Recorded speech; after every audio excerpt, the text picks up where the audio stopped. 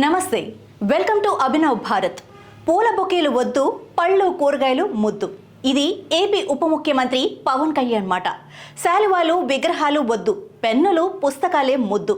ఇది తెలంగాణ మంత్రి పొన్నం ప్రభాకర్ మాట. రాజకీయాల్లో గజమాలలు, పూల బొకేలు, ఖరీదైన విగ్రహాలు, కళ్ళు జిగేల్మనే శాలువాలు ఇవే వేదికలను ముంచెత్తుతుంటాయి. కానీ ఇప్పుడు కొంతమంది నాయకుల ఆలోచనలు కొత్త సాంప్రదాయాలకు శ్రీకారం చుడుతున్నాయి.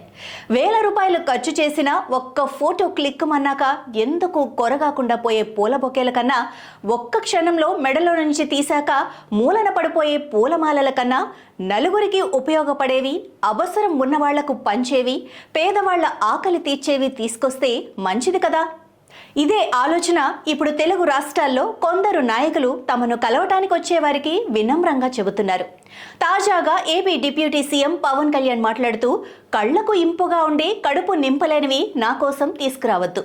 అంతకంటే నలుగురి ఆకలి తీర్చేలా, నలుగురి అవసరాలకు పనికొచ్చేలా ఏం ఇవ్వాలో ఆలోచించండి అంటూ పిలుపునిచ్చారు. దీంతో ఇటీవల ఆయన్ను కలిసిన జనసేన ఎంపీలు కూరగాయలతో చేసిన బొకేలు ఆయనకు అందించారు. వారు చేసిన పనికి పవన్ ఆనందించడమే కాదు, వారిని ఎంతో అభినందించారు కూడా. గతంలో తెలంగాణ మంత్రి పొన్నం ప్రభాకర్ కూడా ఇలాంటి ఒక ప్రకటన చేశారు. తనను కలిసేందుకు వచ్చేవాళ్లు పూలు, బొకేలు, విగ్రహాలు కాకుండా పెన్నులు, నోట్ పుస్తకాలు తీసుకొస్తే పేద పిల్లలకు పంచడానికి పనికొస్తాయి అని. దీన్ని కూడా తెలంగాణలో చాలా మంది నేతలు ఆదర్శంగా తీసుకున్నారు. దీన్ని మిగతా నాయకులతో పాటు సెలబ్రిటీలు కూడా ఆదర్శంగా తీసుకుంటే మరింత మందికి మేలు జరిగే అవకాశం ఉంది. పాలకుల్లో మార్పు రావాలని కోరుకునే వారికి ఇలాంటి చిన్న చిన్న కొత్త సాంప్రదాయాలు కాస్త ఊరటనిస్తాయి అని చెప్పాలి.